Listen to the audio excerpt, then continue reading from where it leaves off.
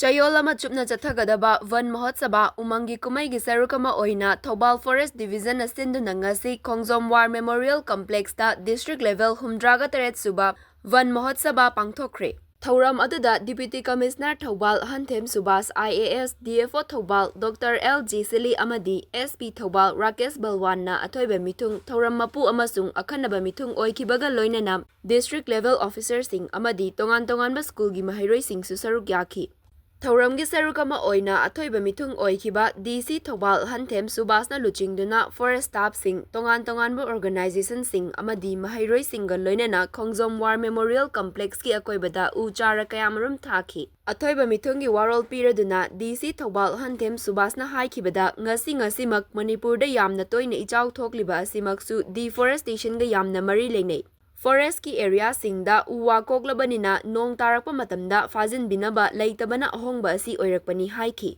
Aikoi khudingmakna u thabagi kanaba asi khangminasi Forest Department nasu mikup nahum sing na leiduna umang kokthokpa sing asi aingi matung ina chairak PC hairaduna chahi taragi mamangda leiramba sabagi changa ngasi-ngasimaki oirakliba chang asiga yamna khenariba asi aikoina umang kalhaudabadagi thoklakpa ngaktani haiki. Pambi ayeng tungda kanarakadawba mana nasi school ki playground da tharapado sahi mari manga leraga playground ki makhada mayam pothaba oiba yadaineba pambi je hinghanaba